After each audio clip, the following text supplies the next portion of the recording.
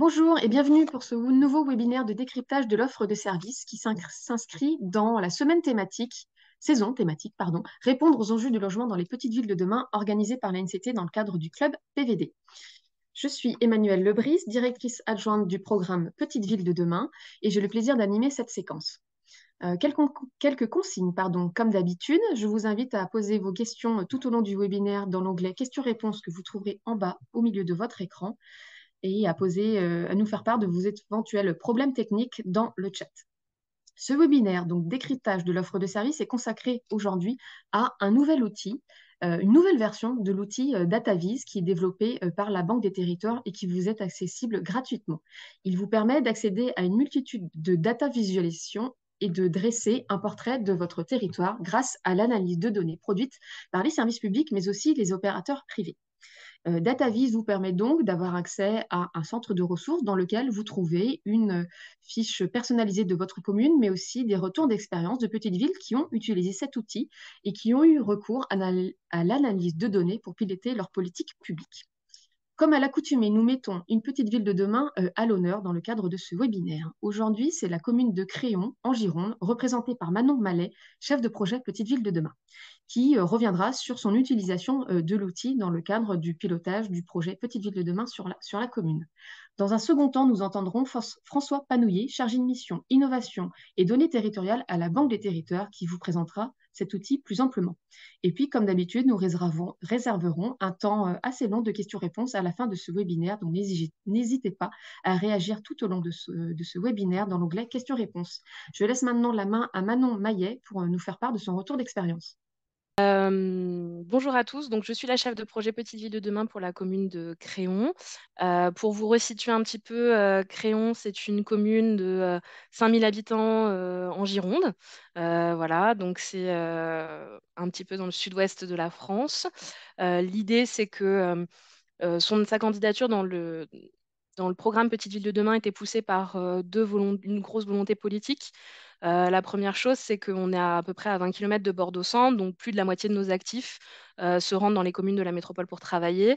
On a une vocation très, très, on va dire, résidentielle. Pour la plupart de nos foyers, nos ménages sont des familles avec enfants. Et en fait, Créon, c'est une centralité relais pour un territoire globalement de 23 communes, avec comme enjeu majeur pour tous ces territoires qui sont un petit peu limitrophes, périurbains de la métropole, c'est-à-dire la mobilité, savoir comment on vient à Créon, comment on vit aussi, le cadre de vie et bien sûr l'habitat, savoir comment on accueille de plus en plus de populations. Donc, en 2021, l'idée, c'était il y avait un besoin d'une vision prospective, savoir quelle stratégie on mettait en place, et puis le souhait pour les élus de faire un diagnostic et du coup une démarche totalement en régie, portée par les services de la commune et de l'intercommunalité. Alors, ce qu'il faut savoir pour Créon et le Créonais, c'est que moi, j'ai pas d'énormes services. On a une commune de 5000 habitants et dans le Créonais, on n'a pas de service habitat, pas de service mobilité. Donc, il a fallu euh, voilà, bricoler entre guillemets un peu, dans le sens où bah, moi j'avais déjà fait des études de revitalisation, donc j'avais déjà les méthodes, mais il a fallu trouver des données. Et donc il a fallu contacter tout un tas d'interlocuteurs, notamment bah, l'État, le département, la région, pour pouvoir avoir accès à ces données, puisque la commune ne les avait pas à ce moment-là. Et on m'a renvoyé, à ce moment-là, on m'a donné le lien de DataVis. Donc cet outil-là m'a permis, en tout cas la première phase, on va dire, la phase de diagnostic, d'avoir une première vision de la commune. Il proposait par ailleurs, comme le montre la diapo, une vision cartographique en fait de certaines données proposées par l'INSEE et qui ne sont pas représentées ailleurs. Voilà, même si elles sont en libre accès sur le site, il faut avoir un QGIS pour pouvoir le retraiter. Enfin voilà.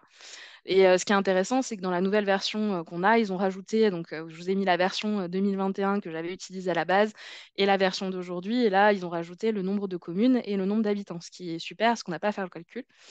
Et on voit bien en fait que Créon, ça, c'est quand même un bassin de vie un peu important, puisque Bordeaux est donc du coup tout à gauche de votre carte. Et on se rend compte qu'en fait, elle irrigue une partie de ce qu'on appelle nous l'entre-deux-mer.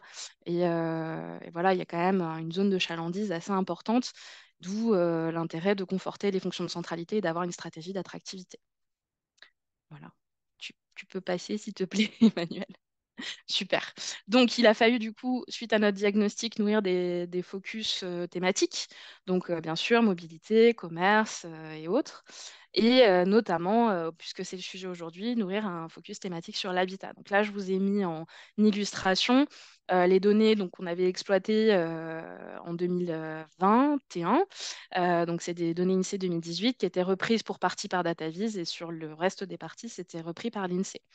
L'objectif de ces focus-là, c'était de voir statistiquement ce qu'on pouvait ressortir sur notre parc aujourd'hui à la commune, savoir comment il était constitué. Bon, bah, globalement, c'est un parc qui est constitué de grandes maisons récentes, occupées par leurs propriétaires depuis plus de 10 ans. Donc, voilà, on avait des gens qui étaient installés sur le territoire, avec une rotation qui n'était pas forcément des plus actifs, mais qui aujourd'hui commence à s'infléchir. C'est-à-dire aujourd'hui, on a de plus en plus de changements de trajectoire jusqu'à le début de l'année où là, maintenant, on a un ralentissement total des permis de construire. Je pense que c'est un peu vrai pour tous les territoires. Et du coup, là, on est un peu sur un point mort sur les mises en chantier, sur les nouvelles acquisitions. On a fait un petit salon de l'immobilier il y a quelques temps. Les acteurs nous ont répété que, en fait, c'est pas qu'il n'y avait plus rien à vendre, c'est qu'aujourd'hui, on avait énormément de difficultés à acheter. Donc voilà, donc ça c'était pour notre petit focus habitat sur les maisons. Et après, on a quand même un parc dynamique dans l'ancien au niveau des appartements, puisqu'on est les seuls pourvoyeurs de la CDC, la seule commune pourvoyeuse d'appartements. Globalement, la CDC a essentiellement que ce territoire-là, il n'y a essentiellement que des maisons. Et Créon, c'est l'exception où il y a quand même des petits immeubles de rapport en fait qui permettent d'avoir des appartements qui sont en location pour la plupart et avec aussi un parc social. C'est un petit peu la particularité de Créon, c'est-à-dire qu'on a un parc social relativement important avec une moyenne à 13 ou 14% de logements sociaux. Donc voilà, ça c'était pour vous planter le décor et c'était une des diapos qui a fait partie du diag sur laquelle on a basé ensuite nos analyses et notre politique développement de l'habitat.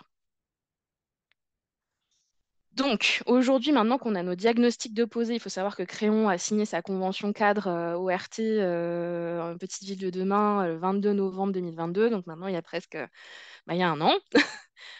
Aujourd'hui, notre objectif, c'est quand même de suivre et de faire évoluer nos politiques. Et donc, on a toujours besoin de la donnée, en fait, quelle que soit la période. Alors, certes, à des moments X ou Y, mais on en a quand même besoin. Et donc, du coup, la nouvelle version de DataVis a vraiment enrichi son focus, on va dire, habitat de façon assez importante. Là, du coup, je vous ai mis des extraits de ce qu'il y a sur le site. Donc, le volume et les prix des transactions immobilières. Donc, c'est des extraits de données des VF ou des GFIP. Et puis, voilà, comment ça se passe dans le temps, parce que c'est toujours important de voir comment évolue votre prix au mètre carré dans le temps. Ça, tout le monde sera d'accord pour le voir. Ce qui est intéressant, c'est qu'à partir de ces données-là, on peut faire des analyses. Donc, je me suis essayé à un petit exercice pour vous montrer en fait comment je l'utilise au quotidien pour faire évoluer mes politiques. Mais c'est un exercice. Donc, vous allez voir, il y a des chiffres qui ne sont pas forcément issus des mêmes périodes. Enfin, voilà. Là, c'était vraiment pour la démonstration d'aujourd'hui. Statistiquement, cette démonstration serait peut-être pas très vraie. C'est-à-dire que si je devais le faire pour des élus aujourd'hui, je reprendrai quand même tous mes chiffres consciencieusement, mais bon, là, comme c'était une présentation un peu plus technique, l'idée, c'est juste de vous faire la démonstration mécanique de comment ça marche. Donc, par exemple, là, moi, je me suis concentrée sur le volume et les prix des transactions immobilières. Donc, est-ce qu'Emmanuel, tu peux passer à la diapo suivante? Ou Julie? Ouais. Donc voilà. Donc là, vous avez le volume des transactions immobilières. Donc ce que ça m'apprend, c'est que globalement, pour les appartements et les maisons, mon premier quartile, il est entre 96 000 et 176 000 euros. Donc ça veut dire qu'un quart de mes biens vendus sont en dessous de cette fourchette-là à peu près. Euh, voilà. Donc, si je prends mon revenu médian que je connais par la CDC, voilà, qui est de 23 400 euros par an, parce que moi, j'ai pas que des habitants de Créon qui achètent à Créon. On est d'accord qu'il y a aussi des gens d'ailleurs. Donc, je prends le revenu médian de la CDC et que je simule une capacité d'achat d'un couple avec enfant. D'accord? Donc, un couple avec enfant, il va avoir un petit peu plus que 23 400 euros. Enfin, un couple sans enfant, pardon, il va avoir un petit peu plus que 23 400 euros. Globalement, on est sur du 25 000 euros par an. Et ben dans cette fourchette-là, si je paramètre aujourd'hui ma capacité d'achat et d'emprunt, on est sur globalement, ils peuvent lever aujourd'hui avec 3%, donc aujourd'hui les taux sont un peu plus hauts, euh, environ, ils peuvent lever 142 000 euros, soit 1 420 euros à peu près du mètre carré. Or, on se rend compte que ce couple sans enfant qui peut-être souhaiterait faire une famille, parce que statistiquement, moi, mes couples sans enfants, dans les 2 ans après, ils font une famille avec un ou deux enfants. Ils voudraient certainement une maison. Or, si on regarde sur mon premier quartile, bah voilà, déjà, ils peuvent pas s'offrir, enfin, ça va être compliqué de s'offrir les trois quarts restants des biens les plus chers dans ma CDC et dans ma petite ville de demain. Donc, du coup, on va certainement puisque mon premier quartile est à 176 000 et qu'eux, ils peuvent lever que 142 000, on va certainement se concentrer sur les biens les moins cotés, on va dire, donc le quart restant, et notamment les biens qui seront certainement les moins chers ou les plus dégradés. Est-ce que tu peux suivre la diapo? Ouais, donc, comme je disais, donc, ce couple ne peut pas se payer de maison dans le premier quartile, ou alors vraiment des biens qui pourraient être dégradés ou inadaptés à leurs besoins, et du coup, on a on a une perte sur le territoire des primo-accédants, très clairement. En fait, on voit bien que si notre couple sans enfant médian statistique, il ne peut pas se payer ces biens-là, ça veut dire que bah, là, on va avoir vraiment du mal à renouveler notre population. Et par ailleurs, on le voit bien voilà, dans les migrations résidentielles, on n'a plus tant de jeunes couples. On a beaucoup plus de personnes un peu plus âgées, peut-être des gens qui font une deuxième ou une troisième accession, voire des seniors. Donc, est-ce que tu peux continuer? Voilà, donc la perte des primo-accédants, encore une fois, parce que j'avais une diapo de retard, super. Et donc, du coup, face à ce constat-là, voilà, avec la perte des primo-accédants sur le territoire, et en même temps, de l'autre côté, mes élus qui ont quand même une volonté politique de continuer à les accueillir, parce que les primo-accédants, souvent, c'est des jeunes couples, des jeunes familles qui vont avoir des enfants, donc qui vont venir abonder les écoles, qui vont venir abonder les associations, etc. Donc c'est un vrai potentiel pour le développement de la vie locale. Qu'est-ce qu'on peut faire pour quand même pouvoir les accueillir? Donc l'idée, c'était de mettre en place et de justifier deux politiques, dont une qui n'était pas forcément prévue dans la convention cadre Petite Ville de demain qu'on a signée en 2022. Donc, la première politique, c'est de mettre en place une politique volontariste pour les travaux des primo-accédants du territoire, c'est-à-dire dans l'OPA, voire l'OPA-RU qu'on est en train de conventionner actuellement, c'est-à-dire d'avoir un objectif sur ces primo-accédants pour pouvoir les attirer, pour pouvoir les aider justement s'ils font l'acquisition d'un bien dégradé, d'avoir ce petit effort, cette petite aide supplémentaire pour qu'ils puissent justement avoir un bien correct et ne pas être captifs de situations compliquées. Et la deuxième volet, qui n'était pas encore envisagée à l'époque, puisqu'on n'avait pas totalement d'office foncier solidaire aussi, c'est de mettre en place le bail réel solidaire, puisque comme je vous l'ai dit, on a un parc de logement social assez important. Et là, nos bailleurs revendent. Donc, c'était de voir s'ils pouvaient revendre, mais avec des BRS, savoir quelles conventions on pouvait passer avec eux. Et donc là, on est en discussion avec notamment notre bailleur départemental pour voir comment ce serait possible de développer ça, même sur d'autres types de fonciers.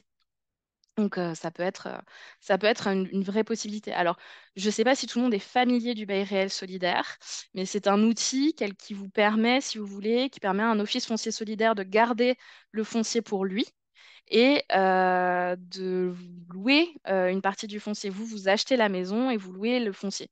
Ça marche très bien en ville parce que du coup, quand vous êtes en ville dans un immeuble, vous achetez votre appartement, c'est pas un souci de savoir à qui appartient finalement le foncier. Ça marche un peu moins bien généralement dans les zones périurbaines où là, les logements et les fonciers sont plutôt des logements individuels et où du coup, en fait, votre maison, vous payez le, comment dire, le loyer tout le temps que vous êtes sur le logement. Ce qui est intéressant avec ce bail foncier solidaire, c'est que ça permet une facilité d'accession pour les gens pour des ménages modestes, en fait. Et surtout, ça empêche la spéculation. Il faut savoir que les prix sur crayon ont énormément augmenté ces dernières années, dû en particulier, enfin, dû notamment à la proximité de la métropole bordelaise. Et en fait, le bail réel solidaire, ça permet quand même de casser cette inflation des prix. C'est une façon pour le public de faire autrement. Voilà. Est-ce qu'on peut passer aux autres diapos? Je vois que le temps court, je vais accélérer. Là, par exemple, DataVis vous propose un prix moyen au mètre carré dans les annonces de location. Alors ça m'a beaucoup intéressé parce que effectivement, on voit pour Créon, un appartement de 3 pièces, globalement, c'est 10 euros par mètre carré. Ce qu'il faut savoir, c'est que chez nous, le T3 HLM, il est plutôt à 5,68, donc on est quasiment sur le double. Donc ça veut dire, est-ce que tu peux passer du coup? qu'on a une énorme différence entre loyer conventionné et loyer privé. Est-ce que tu peux passer également? Donc du coup, on a peu de rotation dans le parc HLM, ça c'est sûr, parce que le privé en fait ne permettra pas, enfin voilà, est trop cher à situation géographique égale, et puis on a des ménages pas forcément des revenus suffisants, et que le conventionnement du coup, il va être très difficile à vendre aux propriétaires bailleurs dans le cadre de notre OPA, c'est-à-dire que ça va être compliqué pour eux, la plus-value va être difficile, il va falloir qu'on ait des aides très très importantes pour les intéresser au fait qu'ils vont louer à loyer modéré. Donc, du coup, on a deux solutions qu'on a envisagées là actuellement dans notre OPA RU. C'est le renforcement des dispositifs dans le cadre de l'OPA et dans le cadre de l'OPA RU et l'intermédiation locative. Donc, ça veut dire que on va proposer aux bailleurs des aides très très attractives parce que bah, du coup, forcément, ils vont avoir un déficit opérationnel important qu'ils ne vont pas pouvoir rentabiliser sur leur loyer. Donc, ils ne retrouveront pas tout de suite leur petit. Et l'intermédiation locative, ça leur permet de défiscaliser également en passant par une agence d'intermédiation locative. Ça permet d'assurer, si vous voulez, les locataires comment dire, d'intermédier entre les locataires qui sont souvent des personnes modestes et les propriétaires et d'assurer que le loyer sera toujours payé et d'assurer que voilà, on va avoir quelque chose de correct à la fin puisque quand ils rendent quand ils rendent le logement, l'association ou l'agence d'intermédiation promet que le logement sera correct. Et ça permet aux propriétaires de défiscaliser une partie du loyer. Voilà. Donc, c'est assez intéressant comme système et ça permet quand même de vendre. Nous, on sait que, voilà, on essaye de vraiment passer vers ces dispositifs-là pour faire comprendre à nos propriétaires bailleurs qu'ils ont tout intérêt, malgré un marché florissant, de faire les travaux, de passer par les aides de l'ANA, d'avoir des techniciens et des artisans RGE, enfin voilà, de faire des choses qualitatives et pas vite fait à l'emporte-pièce où on n'est pas sûr qu'en fait on améliore vraiment le parc privé derrière. Donc voilà, on essaye de derrière de soutirer les outils. Donc voilà, donc du départ du prix moyen des appartements, voilà comment on tire un peu les ficelles pour mettre en place cette politique publique-là. Et puis on se rend compte effectivement qu'on a très peu de rotation dans le parc HLM car le parc privé est trop cher. Bon bah voilà. Donc nous, notre solution politique, elle a été de dire bah, on va augmenter le parc social. De toute façon, on en a besoin sur le territoire. Et donc, du coup, bah, là, on utilise notamment les outils de l'urbanisme et les outils d'OAP pour avoir des servitudes de mixité sur salle dans toutes nos OAP, de façon à pouvoir monter de façon concomitante à la fois le parc privé et en même temps le parc social. Donc, on est globalement entre 50 et 100% parfois de servitude de mixité sur salle sur nos OAP et sur les fonciers qui nous restent, parce qu'on a assez peu de fonciers qui nous restent et on essaye de les utiliser au mieux. Surtout vu les réglementations qui rentrent en vigueur et le zéro artificialisation nette. Voilà. Voilà pour la partie habitat. J'espère que j'ai pas été trop vite et que vous avez tout compris. En tout cas, s'il y a des questions, vous n'hésitez pas, je réexpliquerai. Et dernière diapo, je voulais vous montrer aussi, là on sort un tout petit peu du sujet de l'habitat, mais DataVis, ça ne sert pas qu'à l'habitat. Moi, je l'utilise aussi beaucoup pour d'autres aspects de ma vie, et notamment construire un argumentaire pour solliciter des cofinancements, parce que c'est quand même une part de notre travail, hein. Enfin, en tout cas, moi, c'est le clair, parce que dans une commune avec très peu de services, je construis tous les argumentaires de subvention. Et là, en l'occurrence, l'argumentaire qui est construit, c'est la piste sous les étoiles. Donc, c'est une manifestation qui se passe à Créon tous les étés, le samedi. Et l'idée, c'est que ce soit un temps un peu fort de l'animation culturelle du territoire pour les personnes notamment qui ne partent pas en vacances. Et ça regroupe toute catégorie de population et on est voilà, sur environ 3 000 à 2 000 à 4 000 personnes les gros soirs sur cet événement. L'idée, c'était de pouvoir montrer ces chiffres parce que forcément, dans vos demandes de subvention, cet événement est subventionné par le département de la Gironde dans le dispositif scène d'été. Donc, du coup, le département nous octroie de l'argent pour l'organisation de cette manifestation-là. Et donc, chaque année, il faut faire un compte-rendu et chaque année, il faut expliquer quelle population vous avez touchée et quelle fréquentation. Et donc là, c'était tout trouvé. On a pris les données Orange, qui sont des données extrapolées. Donc, c'est des Orange Fluvision. C'est des données extrapolées que travaille DataVis. Donc, si vous avez des questions sur la qualité et la pertinence des données, vous avez toute la méthodologie qui est super bien expliquée dans le petit onglet fréquentation. Et donc, du coup, ça nous a permis de déterminer que voilà, là, vous avez deux horaires types sur le samedi. Vous avez en août en haut et en septembre en bas. Donc en août, il y a encore la piste sous les étoiles. Donc on voit que le créneau de pointe, bah, c'est 22h, 22h30, ce qui est logique parce que c'est là où on a le plus de monde grâce au spectacle. Et en semaine, enfin on va dire en septembre, donc en hors saison, c'est plutôt 11h, 11h30 parce qu'en fait c'est là où il y a le marché. Voilà. Donc on a toujours ce pic-là, quelle que soit la saison.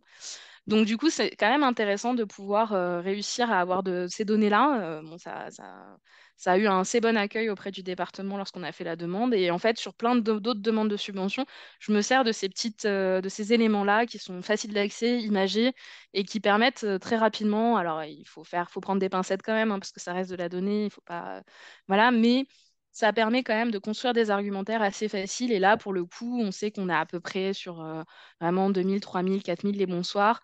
Et ça permet de montrer que quand même, il y a une incidence de cette manifestation sur la piste.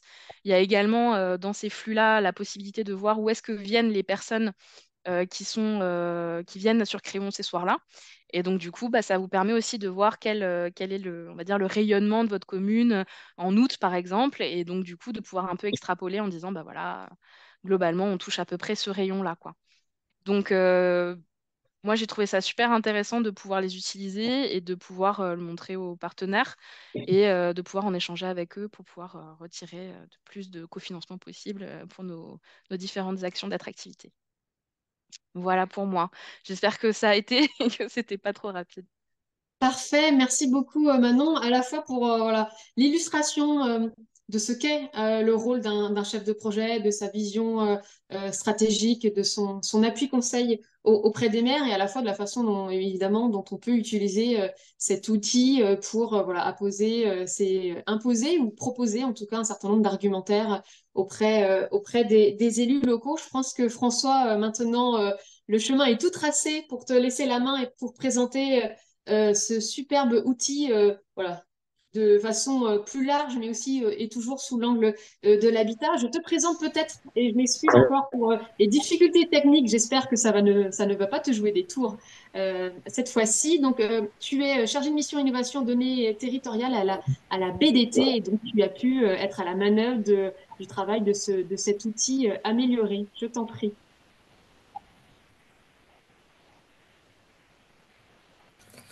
Merci beaucoup Emmanuel et merci Manon. Effectivement, donc je suis François Panouillet, je travaille pour la Banque des Territoires sur les questions d'innovation et de données, et notamment sur cet outil, DataVis Petite Ville de demain. Je viens de vous mettre le lien directement dans la conversation du webinaire et l'idée là, c'est que je puisse vous montrer en quelques minutes eh bien, à quoi ressemble cet outil DataVis Petite Ville de demain. Je partage mon écran.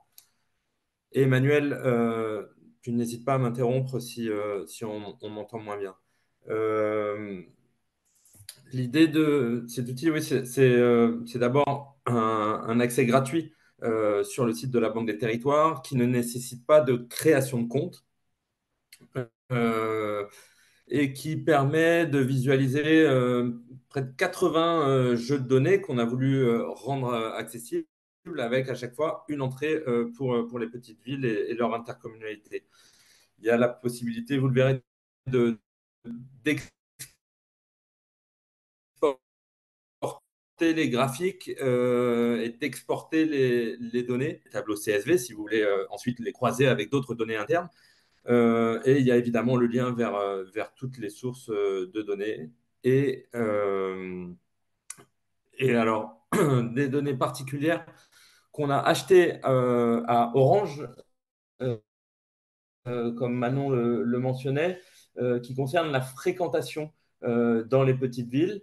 Euh, alors là, il s'agit de rentrer n'importe quelle petite ville. Je vais prendre l'exemple de Trèbes dans l'Aube.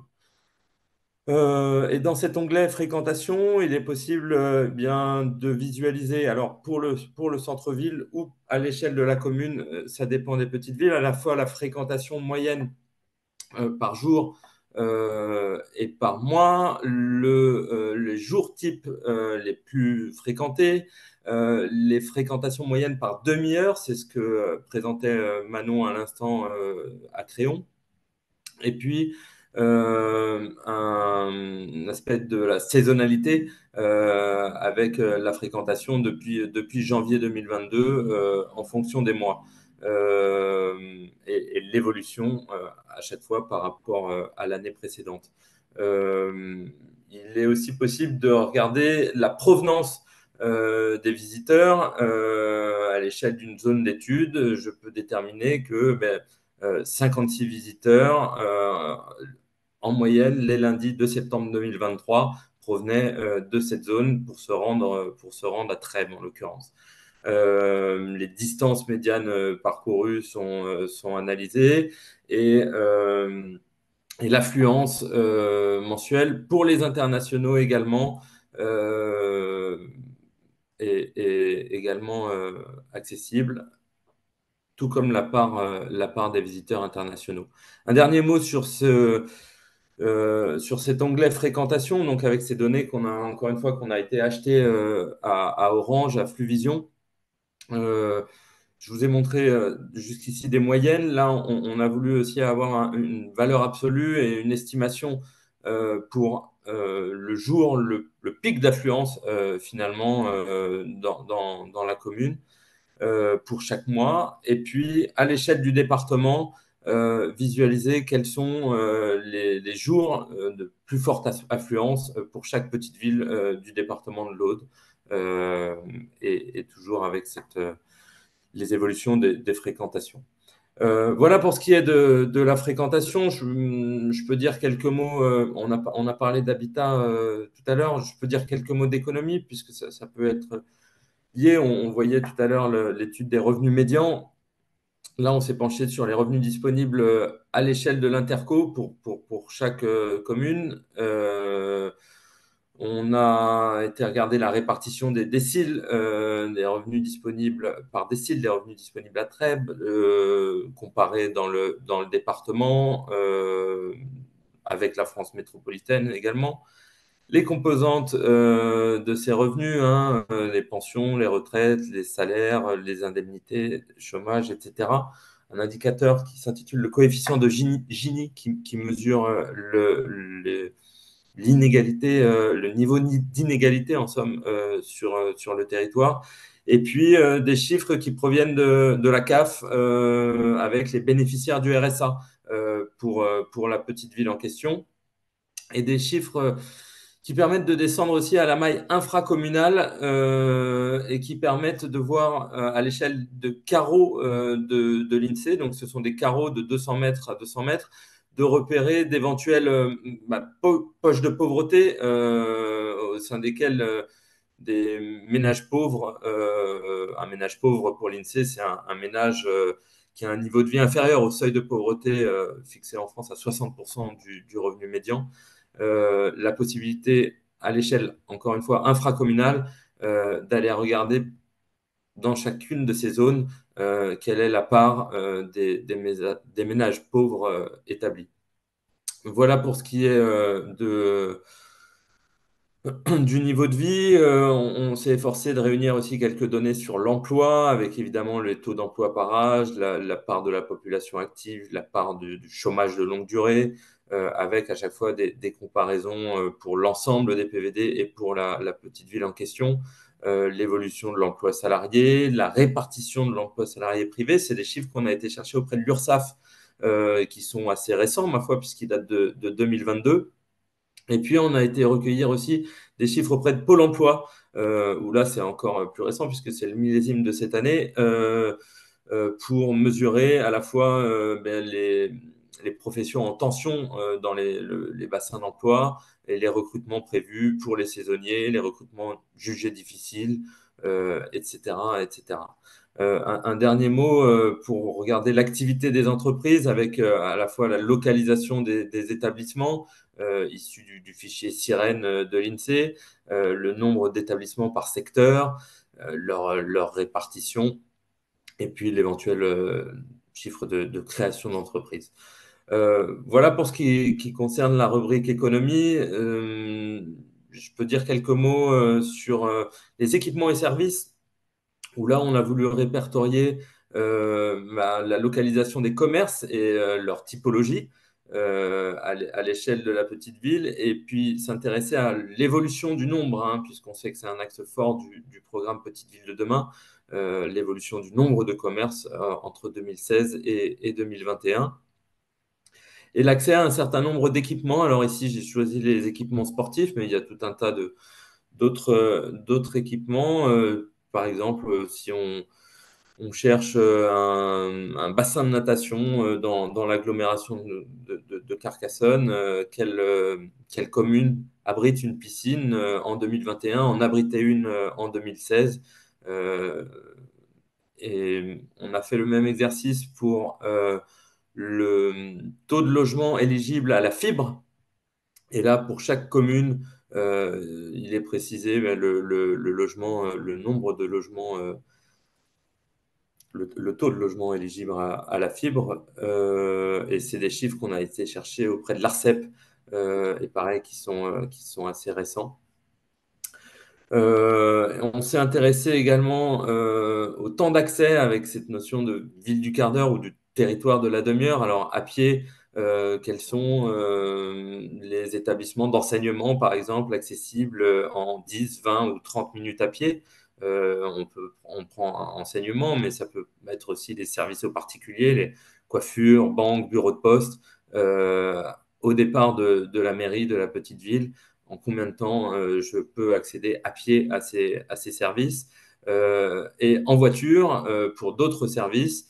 Alors ici, on a les commerces, mais ça peut être pareil pour les services aux particuliers, gendarmerie, Pôle emploi, les implantations France Service, etc., etc. Quels sont les équipements, encore une fois, accessibles dans un rayon de 15, 30 ou 45 minutes en voiture en partant de la mairie de la petite ville en question. Mhm. C'est particulièrement intéressant ce que tu évoques, François, puisque les petites villes de demain ont été sélectionnées justement de fait de leur niveau d'équipement et de services et pouvoir identifier les temps et les distances justement pour accéder à ce qui fait centralité dans ces territoires-là est particulièrement, me semble-t-il, intéressant. Alors, en plus de ces temps, donc ce sont des cartes qu'on appelle isochrones. On a été regarder aussi les équipements touristiques. Et là, on s'est appuyé sur la base permanente des équipements, mais on a aussi été chercher des données issues de OpenStreetMap, qui est un peu le Wikipédia de la cartographie, si vous voulez, et qui référence, alors ce sont les utilisateurs qui référencent divers points d'intérêt touristiques au sein de l'EPCI ou divers services complémentaires. Ici, à l'échelle de la commune de Trèbes, on a à la fois les parkings, les hébergements et puis les toilettes publiques. Voilà pour ce qui est des équipements. Peut-être un mot sur la mobilité, où là, on a voulu regarder d'abord les mobilités du quotidien avec les flux professionnels entrants, sortants. Ça, c'est des données assez classiques de l'INSEE, mais qu'on s'est efforcé de cartographier. Avec la possibilité, comme je vous le disais, à chaque fois de télécharger directement ces infographies ou ces cartographies pour la glisser dans vos dossiers ou dans vos PowerPoint, ou télécharger directement les données brutes sous format Excel. On a été regarder la part des flux professionnels en voiture, la distance médiane pour les trajets domicile-travail. Et puis, on a fait le même exercice pour les mobilités scolaires, avec là aussi les flux entrants, les flux internes et les flux sortants pour les établissements scolaires. On s'est intéressé aussi aux mobilités durables, avec la part des flux professionnels en vélo, à la fois en France entière, dans la petite ville et puis dans l'ensemble des PVD. Une carte à l'échelle du département, qui vient là aussi d'OpenStreetMap, des pistes cyclables accessibles, la proximité des gares de l'EPCI avec un certain nombre de données sur ces gares, sur leur fréquentation. Vous voyez ici à la gare de Coufoulins, c'est 2084 voyageurs en 2021, 820 000 pour celle de Carcassonne. Et quand on se situe dans la commune de Tros, dans l'Interco, On est à plus de 23 km de la gare. On a été regarder aussi l'implantation des bornes de véhicules, pour recharge de véhicules électriques, avec là aussi un certain nombre d'informations sur chacune de ces bornes, à la fois l'opérateur, mais aussi la puissance de charge et le nombre de bornes disponibles. Toujours sur les questions de mobilité, on a été regarder aussi des chiffres du ministère de l'Intérieur sur les accidents de la route. Et donc là, une cartographie à l'échelle de l'intercommunalité des lieux, des accidents de la route qui ont donné lieu à soit des personnes blessées légèrement, hospitalisées, voire tuées dans certains cas, et avec à chaque fois les moyens de transport impliqués dans ces accidents. Un dernier mot peut-être sur la santé et le vieillissement, où là on s'est intéressé à un indicateur fourni par l'ARS, les agences régionales de santé, qui s'intitule l'accessibilité aux médecins, l'accessibilité potentielle localisée aux médecins généralistes. Il s'agit de regarder en un coup d'œil, en fait, à l'échelle de l'intercommunalité, toujours, les communes éventuellement carencées en médecins, regarder quelle est la situation dans sa commune, pouvoir la comparer avec la France entière, l'évolution, et puis l'évolution aussi des médecins généralistes de moins de 65 ans, puisque on sait que c'est aussi une préoccupation dans beaucoup de petites villes, des médecins qui partent en retraite. Et toujours avec ce système d'isochrone, l'accès en 30 minutes dans un rayon de 30 minutes en voiture à un certain nombre de fonctions médicales ou paramédicales. Alors là, typiquement, mais si je veux aller voir un, un pédicure podologue depuis Trèbes, voilà la liste des praticiens dans un rayon d'une demi-heure en voiture. Voilà ce qui est voilà pour la santé, pour la question du bien vieillir aussi, on a voulu regarder les seniors isolés, le pourcentage, la part des plus de 65 ans par commune de l'intercommunalité aussi à chaque fois. Et puis, toujours avec ce système de Zoom à l'échelle infracommunale, la possibilité d'aller regarder au sein de ces carreaux de 200 mètres sur 200 mètres le nombre de personnes âgées de plus de 65 ans qui y résident, qu'on a ici croisé avec un certain nombre de services de soins, les pharmacies, les hôpitaux, etc. etc. Voilà, je vais pas aller plus loin. De toute façon, vous avez le lien. L'idée, c'est vraiment d'aller explorer par vous-même et le cas échéant de m'informer si vous souhaiteriez voir figurer d'autres types de données, d'autres types d'infographies que vous jugeriez utiles. On essaie de travailler actuellement sur les questions d'environnement, d'occupation des sols. On a quelques données sur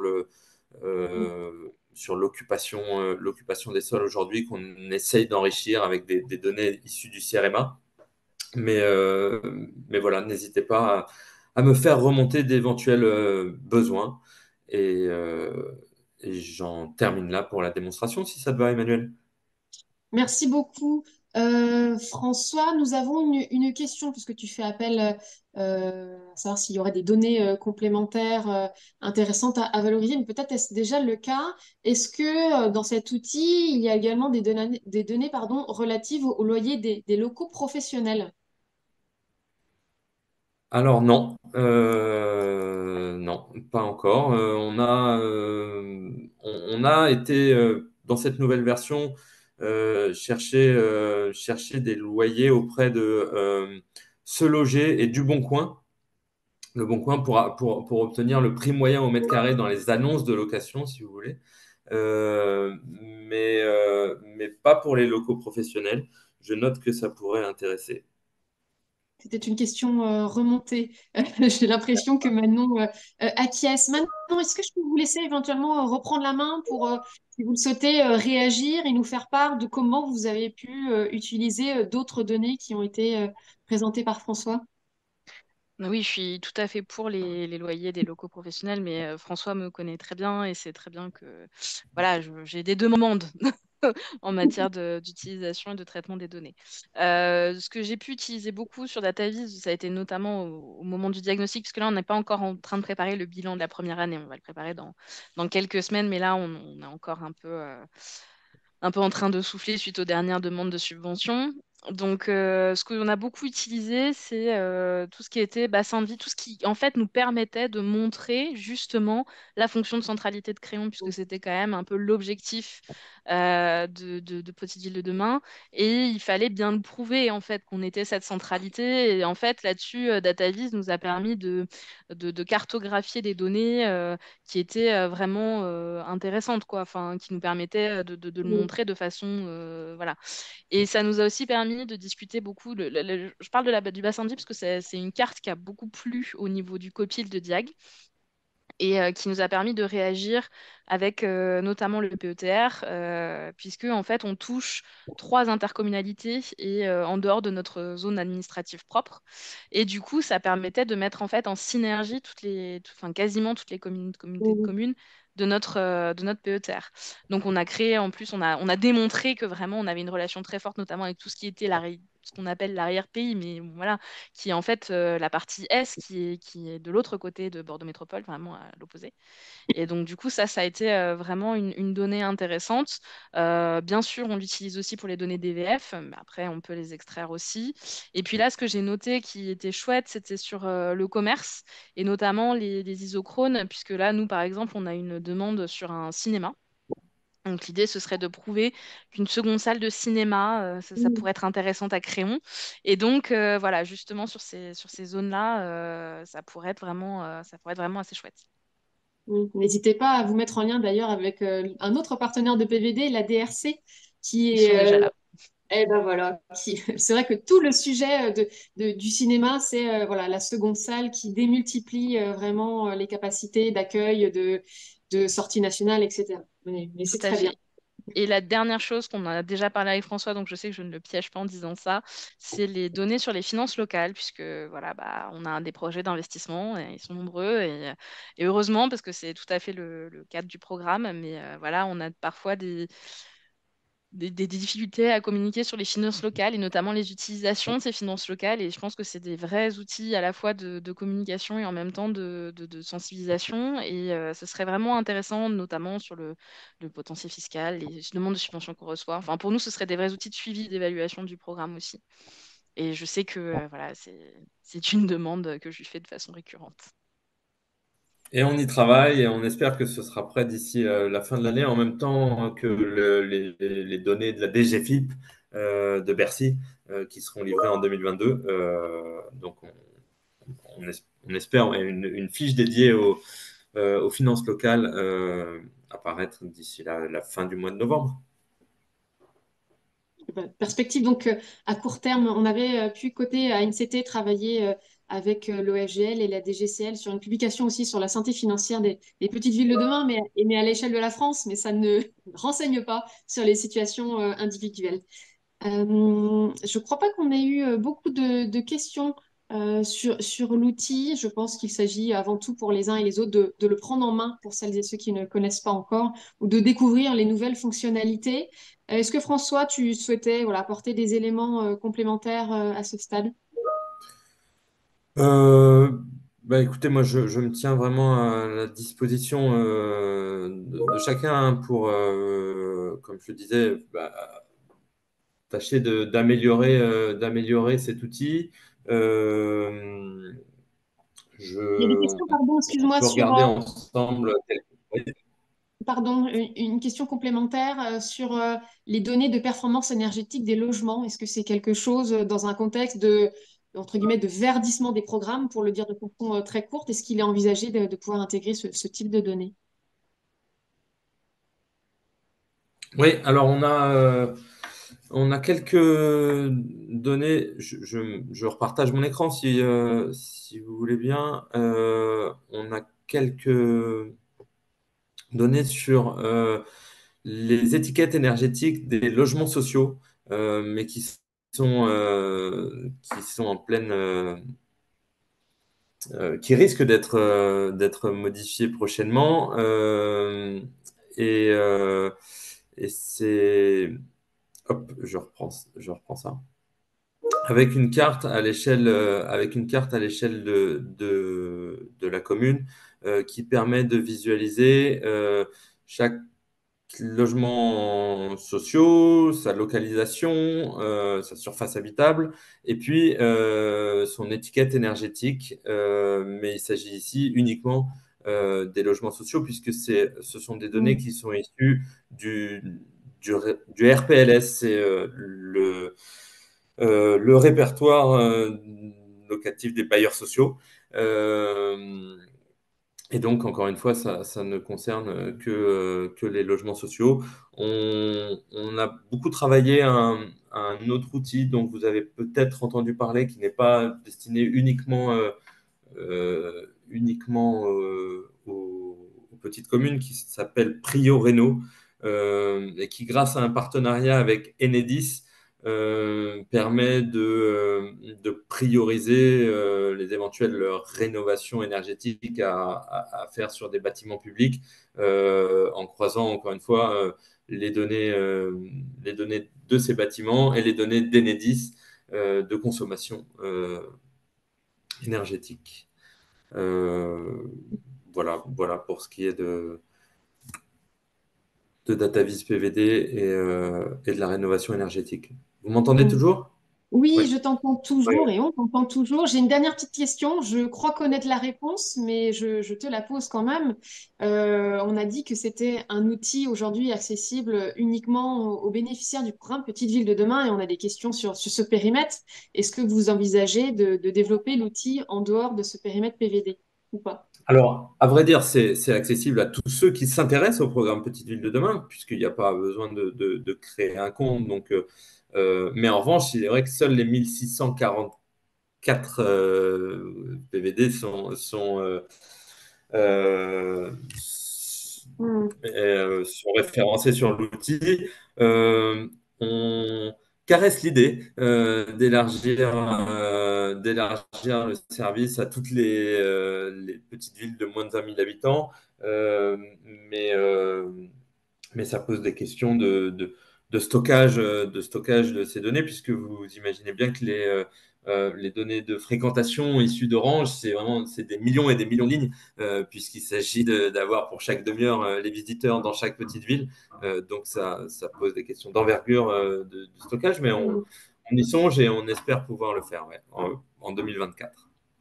Donc toujours à ce stade, en tout cas, l'exclusivité est toujours pour les territoires Petite Ville de demain. Exactement. Maintenant, est-ce que je me hasarde à vous donner une dernière fois la main? Est-ce que vous avez voilà, des compléments, des questions, des réactions? Je crois qu'il y a une dernière question pour François. Merci de Un m'aider. partenariat avec Airbnb a-t-il été évoqué pour que vous puissiez avoir des données, je suppose, sur le tourisme? Pas facile. On a eu des premiers échanges avec eux. Euh, on- Là aussi, on est bien conscient que ce serait des données utiles. Euh, L'Association des maires ruraux de France a noué un partenariat avec Airbnb et on regarde pour essayer euh,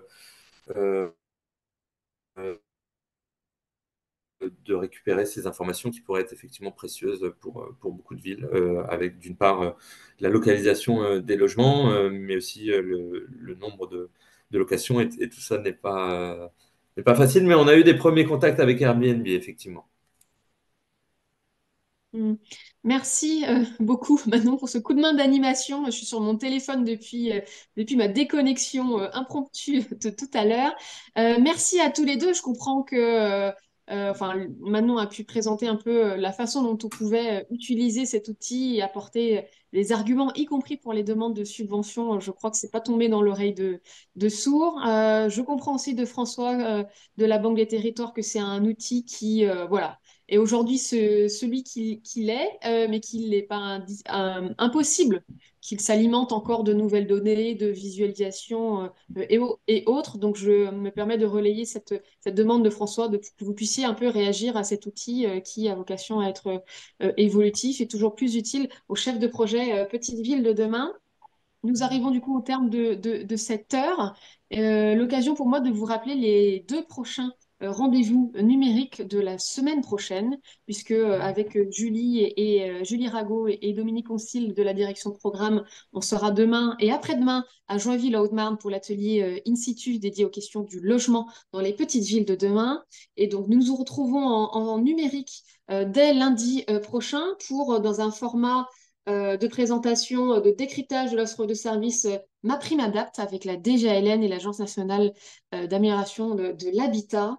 Et le lendemain, on se retrouvera à nouveau pour les clés pour agir sur comment être accompagné dans la rénovation énergétique des logements. Donc, de nouveaux rendez-vous dès la semaine prochaine. Merci encore à Manon, merci François, et à très bientôt à tous. Bonne journée.